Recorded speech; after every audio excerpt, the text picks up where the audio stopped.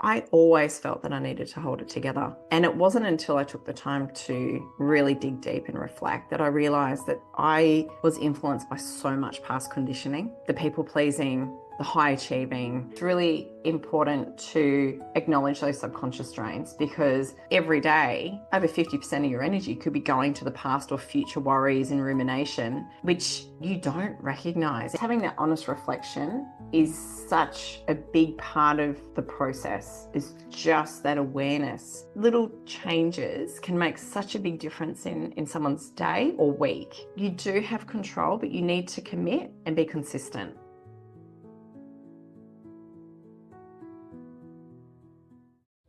Hey everyone, it's Sophia from Sacred You. Thank you so much for being here. A quick message before we dive into today's conversation. You may have been watching the podcast videos but have not had a chance to hit that subscribe button. So if you've ever gained value from our videos, from our conversations, it would mean so much to us if you would hit that subscribe button below right now, or even just give us a like. And what that means is not only does it allow us to grow our subscriber base, but it allows us to bring in more important guests for you to listen to. And you will be one of the first ones to be notified. So please hit that subscribe button and let's get started on today's conversation.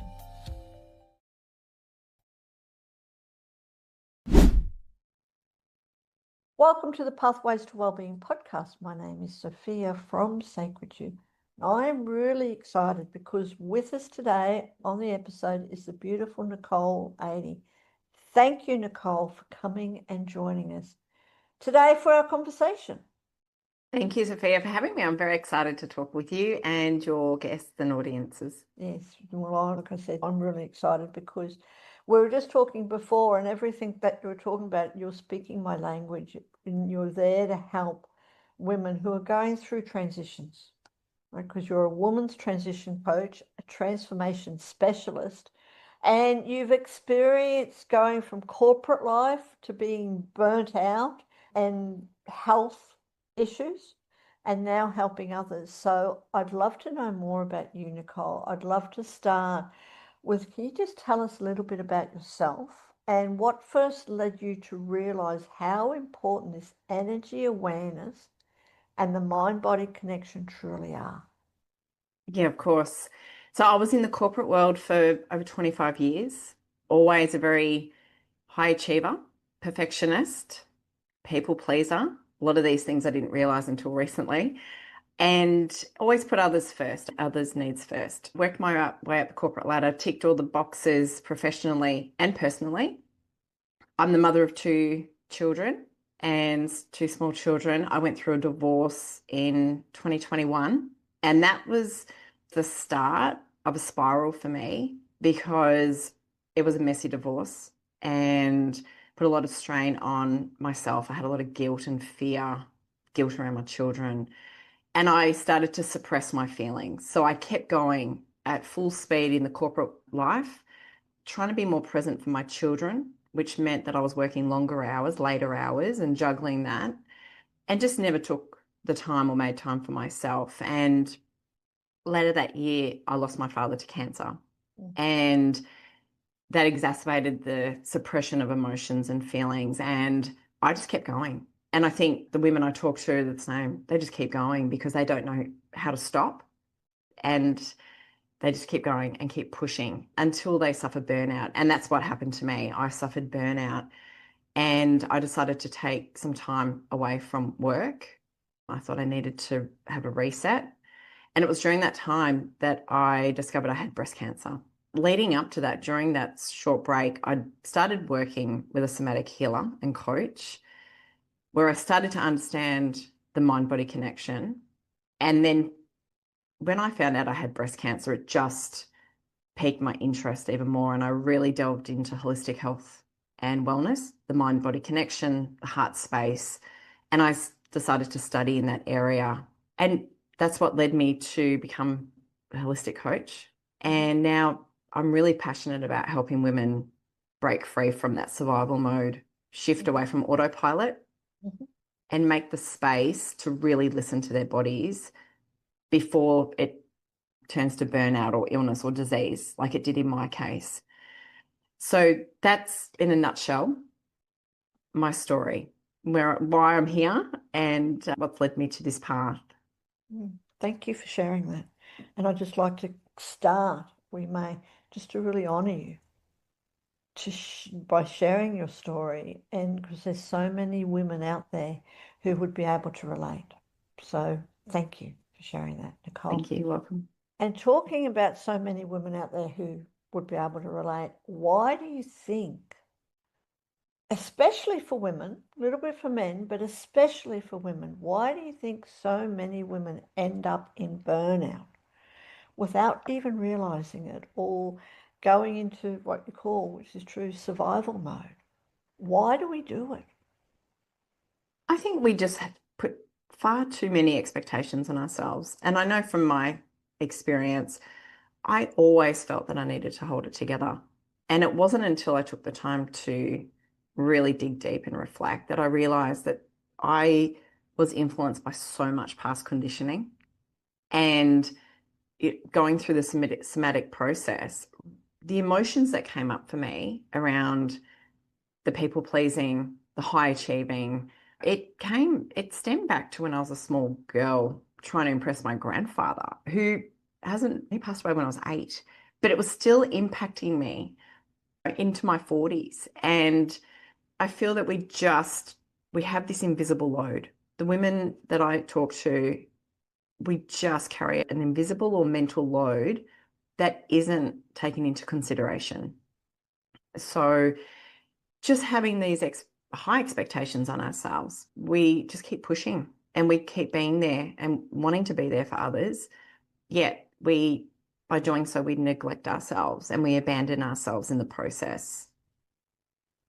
Yes, and especially because I think it's ingrained in us to be there for others.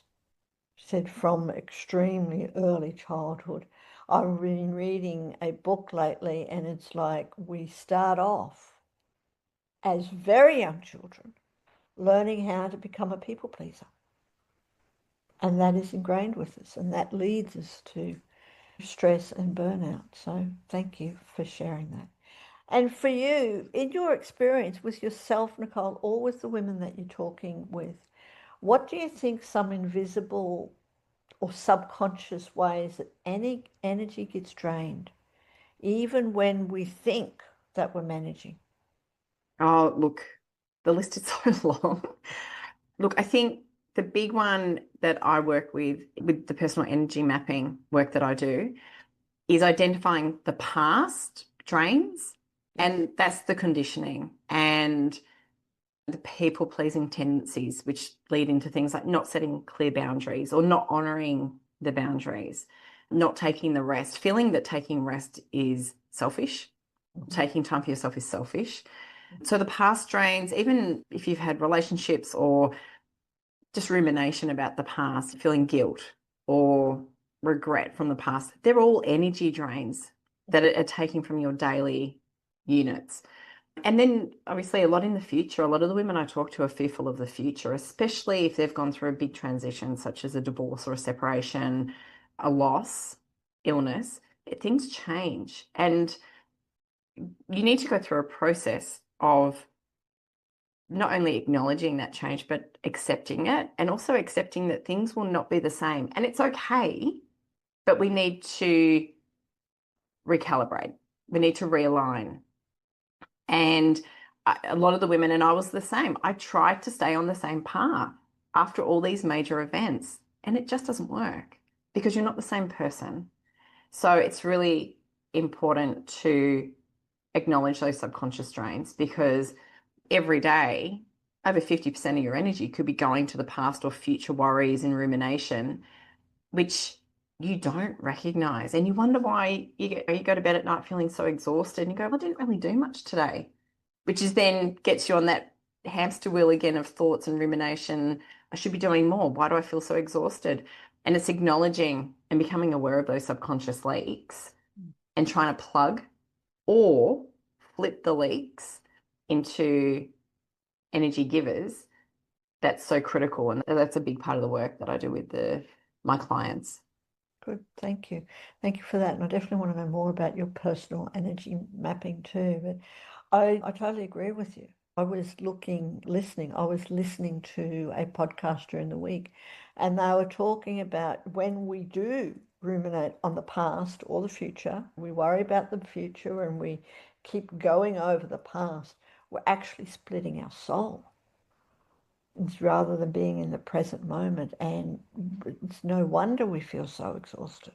Even as you said, even if we're not doing much physically, it's mental. It's all the mental energy that we're using. So thank you.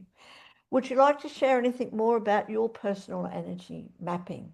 How did it come, how did it come to life? I think through my journey of burnout and starting to work with a lot of clients that were experiencing burnout as well, I became very aware of the mental impact load that these subconscious leaks were having. And I wasn't aware of them, and a lot of my clients weren't aware of them. So it's got me on a journey of trying to build a framework which was quite manageable for women day to day.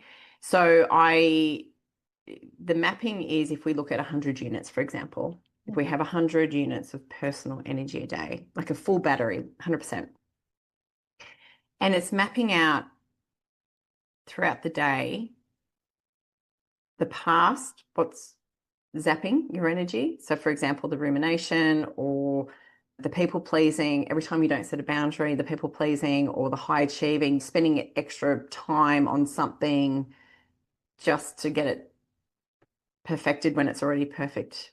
All those little leaks was identifying those, and also the future, to your point, the rumination, worrying about things that haven't happened yet, and identifying those and really sitting down and mapping it out, whether it was through journaling or just thinking it through, taking the time, and then identifying how many units do I actually have left for me today.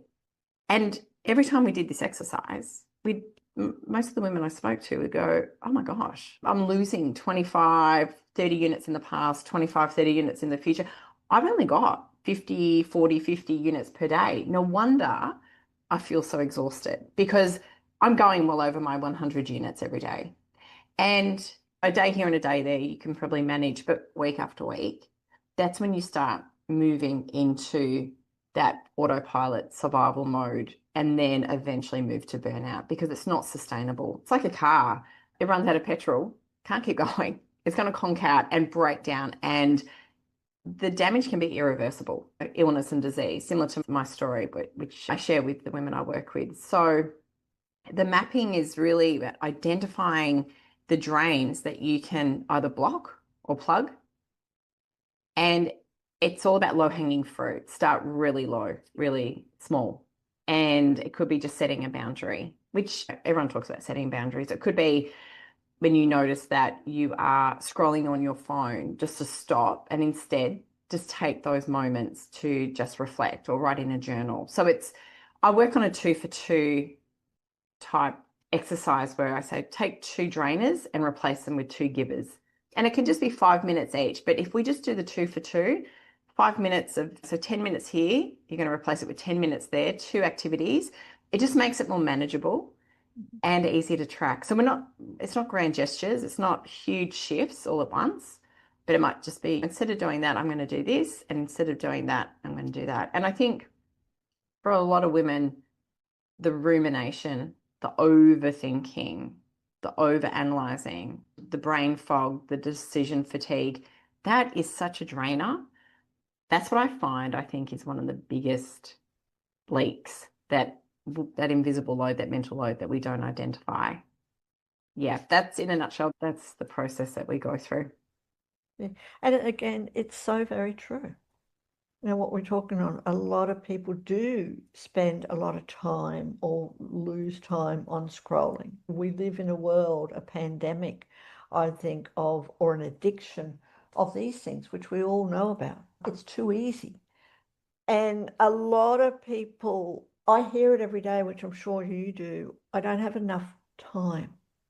We try and manage time, but you focus on managing energy, which does shift it. I mean, tell us more about that. How does that shift in focus rather than thinking about the energy that we're using up, rather than the time that we've got? How does that change the way someone goes through their day? I think that awareness, just having that honest reflection, is such a big part of the process, is just that awareness. And so many women go, this isn't difficult. This isn't difficult.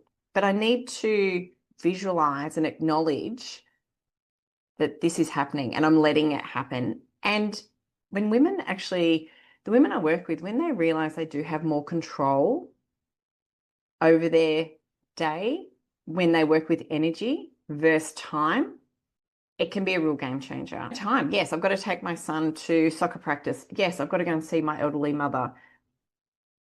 But the way you manage your energy during that time is the difference. So yes, you don't have the time, but by golly, you can really rework that energy to make it work for you. You take soccer, but you know what? I'm going to go for a nice walk or take a book and I'm going to make myself a cup of tea and I'm going to enjoy this moment during this hour rather than rush home and do the dishes. And just little changes can make such a big difference in someone's day or week. And we track it weekly because some days you're going to be a bit over, but then you really try and recalibrate with making up for it on other days. Yeah, I think that's the biggest thing, that you do have control. You do have control, but you need to commit and be consistent. Time is always going to be challenging for us to manage. And if we overthink that, but if we manage our own energy, we do have the power to make really strong positive change in our lives. Yes, yeah, and so true.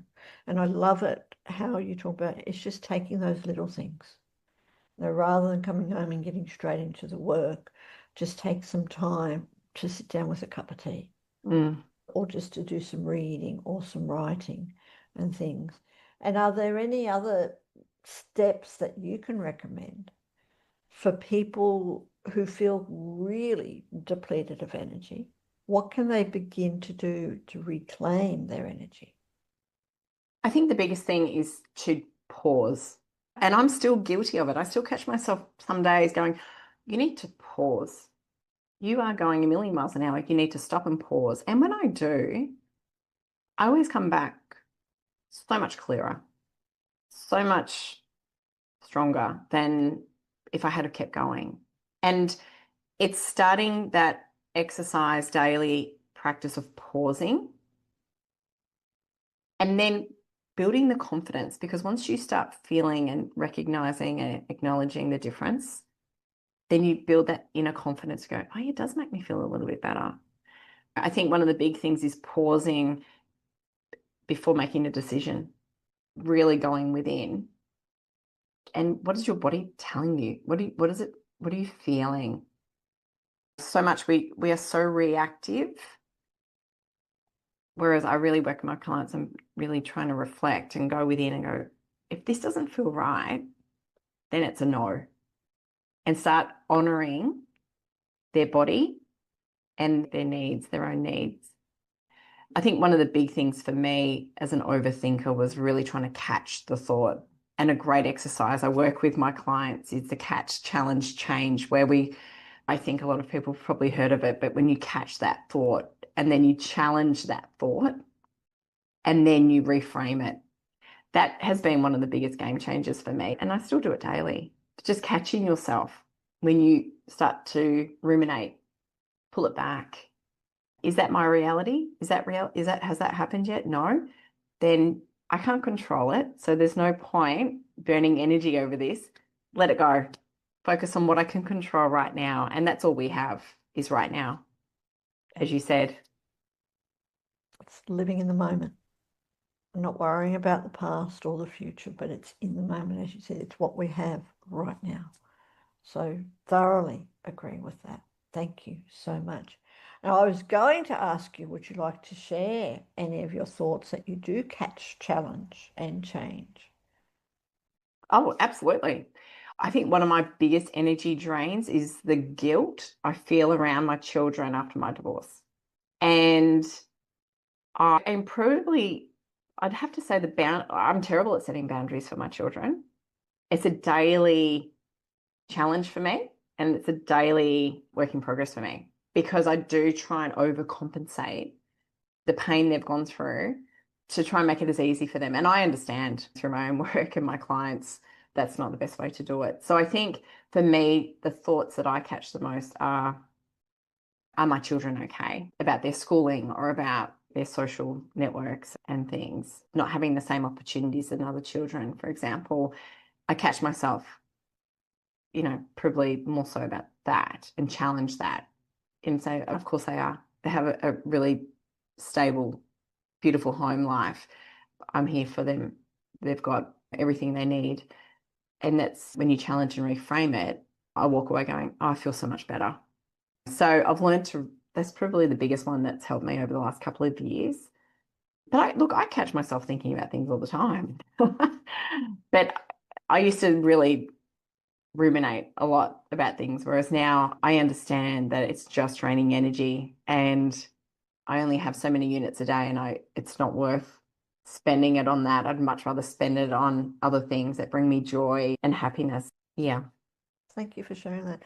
I'm sure there's a lot of women who are listening who can really relate to that, especially with children, and even more if they've been through a divorce. We're always trying to overcompensate for children and the way that they're feeling in their lives. So thank you, Nicole. And you were mentioning boundaries, and this is a big one again for women because we're brought up to be people pleasers. So what's one way to start setting healthy boundaries without that feeling guilty, even if it has to do with our children? I think the biggest thing to start with is acknowledging your own personal values. Yeah. So I think it's important to really get clear on your own values and what you want for yourself, because I feel like sometimes we all set boundaries, but we don't really go within and understand what boundaries and why. And I think when you get very clear on your own personal values and why they're so important to honor, setting boundaries becomes quite not necessarily easier, but I think it's more important. So I always work with my clients on just starting small. And for boundaries, I usually start with myself. What are my own personal boundaries? So not necessarily with others, but what are my non-negotiables? And I think from the values work, we look at the non-negotiables. So what are my non-negotiables this week? And you map those out and you put them in your diary, whether it's rest, reading a book, catching up with a friend, visiting a family member, whatever it is, schedule the rest, schedule the time to do it and honor those boundaries first and foremost. And then with others, as I said, I think the key is to really go within. What's your body telling you? Start small and start practicing different responses. Thank you so much for asking, but I'm going to have to pass on this one. Or look, I'd love to help you out, but I've got a full workload at the moment. So maybe next time. It doesn't have to be, I think the more we understand that it doesn't have to feel selfish. You're actually being kind, not only to yourself, but you're actually being kind to others because you're teaching them about your own boundaries. And it's such a high level of respect for yourself and also for others. And the more you set boundaries, not only will you get more confident, but others will really understand your boundaries and your self-worth will grow as a result. So you just have to start small. Just set one boundary. And as you said, honor it. Absolutely, yes. Schedule it, because I know from experience and from doing the work that we all do in this life is if we don't honor our own boundaries, no one else will. So true. And being consistent is so important. So that's why I really encourage my clients just to start small, because you start small then you're more likely to commit and be consistent. And I don't know of anyone that I've worked with that hasn't been able to start setting boundaries slowly and then build that confidence. And then within weeks, they're setting some very strong boundaries and they feel amazing. And the amount of energy they get back and confidence and that self-worth is just incredible and it feeds. So you may not think setting one small boundary is a lot, but it's just the start of what can be an amazing journey of self-development and personal growth. Totally. Thank you for sharing that and explaining it, because it is something that I believe is necessary in our lives, especially for women who work or have children and everything else and all the things that you've been through. So important. Now, you mentioned a very important subject too that I want to go into a little bit, and that is rest. So many women don't have time for rest and they push themselves all day and crash at the end of the night when their body can't keep going anymore for that night. So what can they do around bringing rest into their days, even if their days are already full? I've been that woman. I've been that woman where you're up at 7 and you're doing lunch boxes. And I think with breast, people have this idea that it has to be, oh, I'm taking an hour-long bubble bath, or I'm going to be lying on the couch drinking a cup of tea, reading a book for an hour. And they just can't envision that. And I understand that because it's really difficult, especially if you're juggling children, a busy career, to find that time. Rest doesn't have to be a long period of time. Rest is really just more about consciously pausing and reflecting. So it can be that 5 minutes of, and this is what I do yesterday, it was a beautiful sunny day here in Melbourne. I was hanging out the washing and then just stood outside and I was just stretching for 5 minutes. And I was hanging out washing, but then I took that 5 minutes and that 5 minutes completely rejuvenated me. Just in the sun, doing some light stretching, just enjoying that moment. And that for me, that 5 minute period of rest was enough for me to be able to keep going. So it doesn't have to be big chunks of time. I think you can, even if you're at work and a lot of people eat at their desk, just take 5 minutes not to eat at your desk, or 10 minutes, and just go outside and eat outside, or eat in the kitchen area, or just go for a little walk or something like that can make such a big difference for your day. Yeah, it's not about scheduling big chunks. What I find more effective for really busy women is just taking those 5 minute opportunities. But when you're having that cup of tea, don't start working on you. Just close your eyes and just take the time and reflect, or just grab a bit of paper and just write down some thoughts, or do a brain dump, or do something where, you're not sitting and watching TV. Because a lot of my friends go, oh, to rest, I just watch TV all night, or I'm on my phone. And I say to them, that's not rest. Yeah. That is not rest. That is creating more mental activity. And then you start comparing and start thinking about other things. And it can be a really nasty spiral. So it's really about pausing and reflecting and switching off, for me, is what rest is all about. So whether it's 5 minutes or 10 minutes or 15 minutes, it's just prioritizing and scheduling that time each day. As you said, it's just prioritizing it, and it can only be for 5 minutes. It doesn't have to be major. Just getting up and walking away from the computer. Thank you for sharing about going outside and just stretching. Mm-hmm. And most of us today live in a world of technology that also drains our energy. It's getting away from all this tech and going out in nature if we can. Oh, I think being in nature is one of the most incredible experiences. It's a gift that we just don't appreciate enough. But for all the executive women out there, being in some senior roles over the years, I just want to stress that I kept going and going and thinking that was the best thing to do and what was required of me to perform at my best. over the last 2 or 3 years, what I've come to realize is taking the time to rest is strategically critical to your career, and it gives you so much clarity, better decision making. I wish during my career I knew what I know now about the mind body connection, because it just would have been a complete game changer. So, yeah, for all the corporate women out there, taking that time to pause and reflect is actually a huge investment into your personal and professional development. So, I would encourage that. Yeah, totally. Would you like to go more into the mind-body connection and how did that actually affect your life, or how did that actually show up in your life? Yeah, absolutely. I was very new to somatic healing when I came across it. I worked with a coach and she did a lot of body scanning.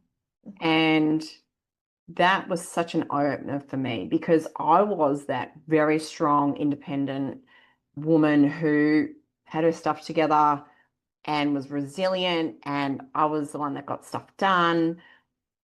And during those sessions, I would absolutely just fold and be a complete mess. And I was, the first 1 or 2 sessions, I was completely shocked, because I was like, where? No, I'm fine. Where are all these? I don't understand what's going on. Where are all these emotions coming from? And over a period of a few months was when I realized, when I'd really go deep into the heart center and reconnect with my inner child, that oh, wow. It was a complete game changer for me, and really understanding the impact that what was going on up here was having on my body.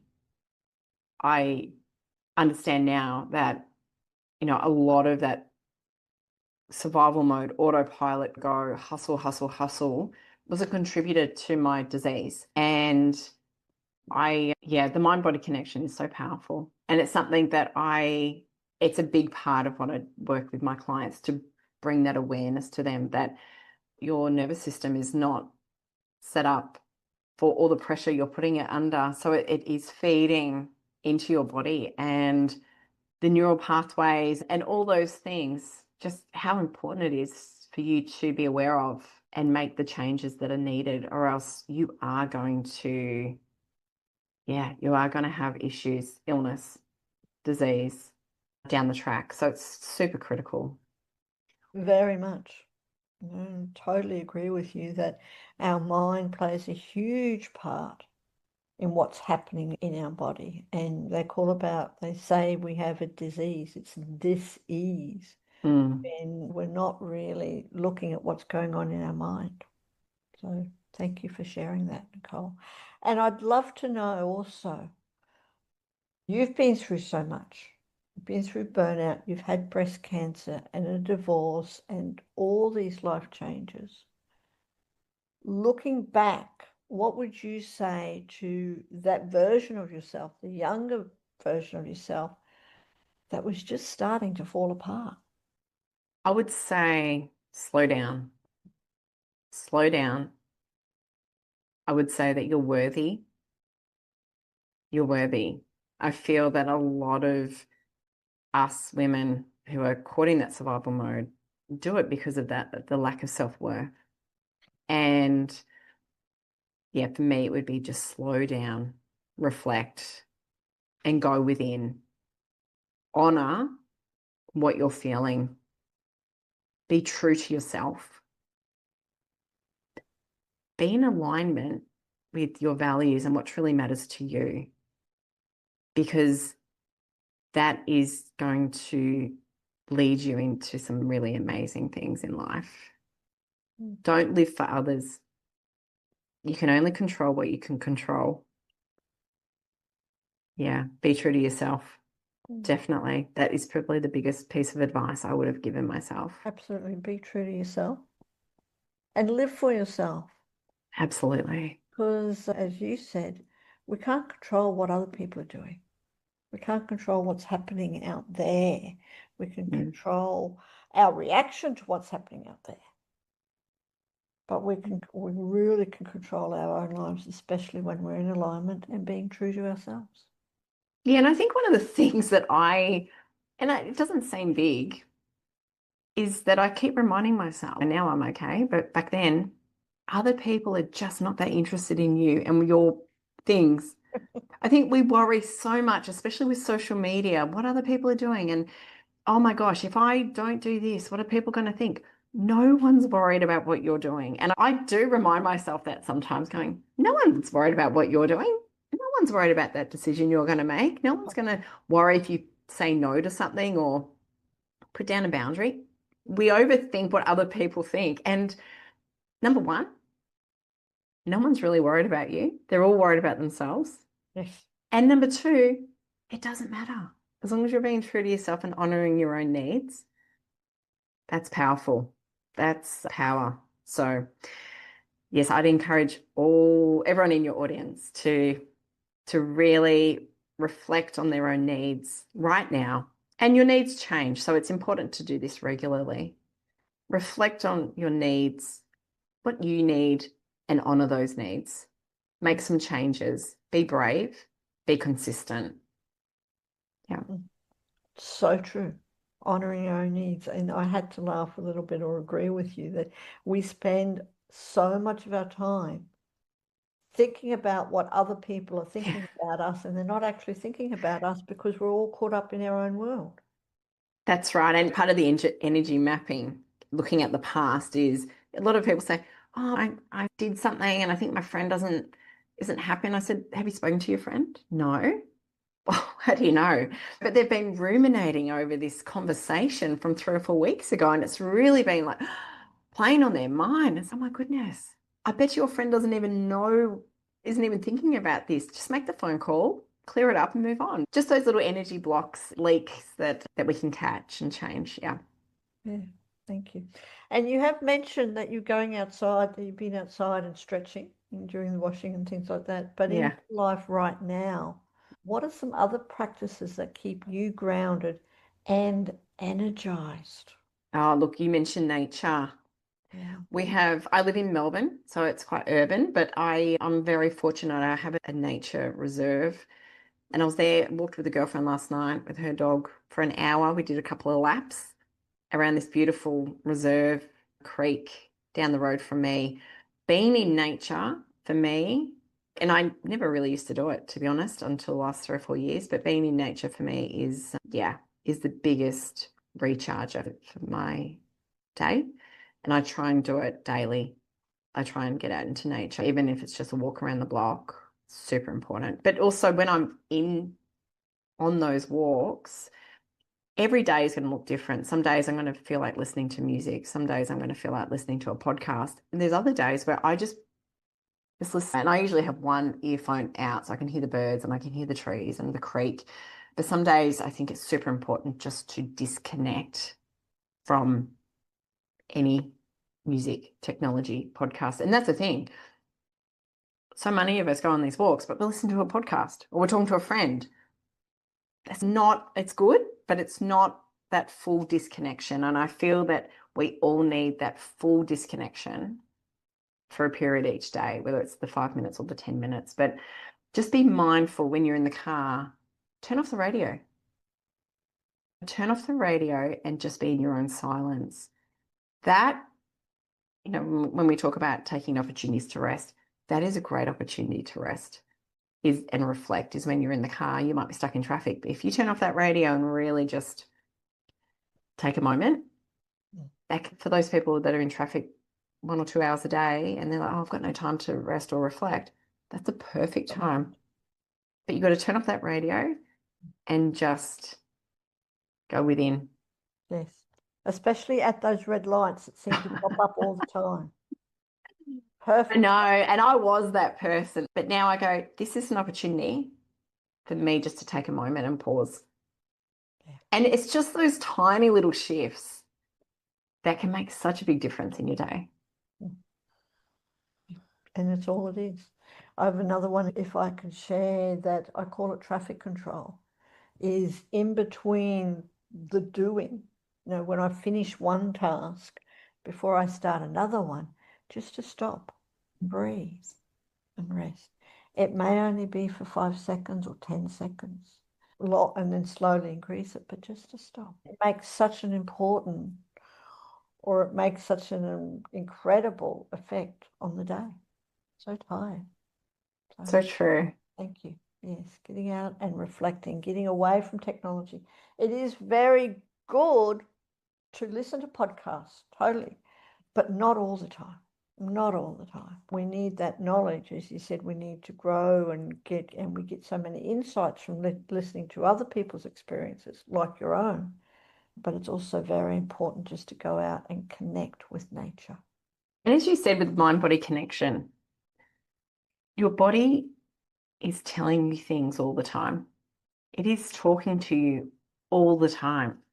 But unless you're connected and listening, you'll miss the communication and the messages. So that's why also it's so critical not only to recharge, but to take that moment to really listen to what your body's telling you, because it's so powerful. So powerful. And if you honor what your body's trying to tell you, then yeah, you can make some really positive changes. Totally true. Thank you, Nicole. And if you could gift every woman just one belief to carry forward, what would that be? Change is possible. Mm. Positive change, positive mindset is possible. It's just one step at a time. It is. And when I said it's not a huge chunk, just one small step at a time. And you look back in a few months' time, and you'll see massive transformation. Thank And you. it's so important to reflect, look back and reflect and celebrate those small moments. Very, Celebrate them. very Be important. proud. Mm. Thank you for sharing. And Nicole, before we wrap up, a couple of last questions. What does the pathway to well-being mean for you? Pathway to well-being. I think I've mentioned it. It's just honoring your own needs and being true to yourself. I feel that if you are true to yourself, then your pathway to well-being will be clear. Totally and absolutely true. Thank you. Being true to yourself. Thank you for sharing that. And is there any other question that I could have asked you today, and how would you answer? Oh my goodness, that's a great question. I think what I'd like to stress for the women that are going through major transitions is that it's important to take the time to acknowledge and accept what you've gone through. Don't keep going. Don't keep suppressing your emotions and feelings, because they don't go away. They just create more layers. And the more layers you create, it's like an onion. The more you've got to peel back later on, and reach out for help. Don't feel that you're being a burden to others, because I did. I felt that I was a burden. I didn't want to be a burden to others. And I think just reaching out to one or two people is so important. So don't try and do it on your own. That would be probably the biggest piece of advice for women that are going through big transitions, whether it's divorce or separation, illness, loss, career change. Don't take it all in. Don't take it all in. Work with someone, talk to someone. Super important, because then it will just give you so much clarity to move forward.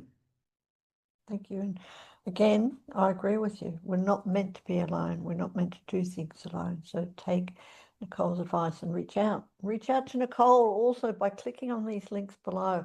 We can talk about it a little bit more too, but I have something else that's come up. If you don't mind sharing, Nicole, I'd love to go into a personal thing about your breast cancer, because that affects so many people. With your experience of the mind-body connection, have you experienced, or do you have a belief or an understanding on how the mind, your mind, and all the things that you were thinking about and going through and everything else, your life, was connected to you developing breast cancer? So through my research with mind-body connection, there's quite a lot of work out there, The Secret Language of the Body, and there's a few books. And my breast cancer was in my left breast. And the research I did was that it was people pleasing, overgiving, putting others first, suppressing emotions. From the research that they've done, is that's where that energy sits. Yes. And the right breast is a little bit different. But it's a similar theme. That's where women carry it in the breast and the chest area. To tell you a story, I didn't want to bother other people. I actually went into every appointment on my own. I was so convinced that I was fine that I went into the final appointment with no one. I didn't want anyone to come with me because I didn't want them to be burdened and I thought, no, I'm fine. I said to everyone, no, I'm fine. It'll be fine. So when I was told, I was on my own. And the emotions that come with that, especially, for everyone, exacerbated by the fact that I'm a single mum, 46 years old at the time. Wow. What does this mean? So yeah, that was a huge shock. I had a mastectomy. I was able to move forward, but absolutely the connection between my people pleasing, high achieving, constantly putting others' needs first, I believe was a contributor to my diagnosis, 100%. Yeah. Thank you for sharing that. And now I'm assuming that you've been able to, and especially with the work that you do with other women, that you've been able to change your life, to transform yourself, and so that you will not develop breast cancer anymore because there's that realization that's there. 100%. And that's why I do what I do. I want women to break out of survival mode because I know how dangerous it can be. I know how easy it can be to fall into.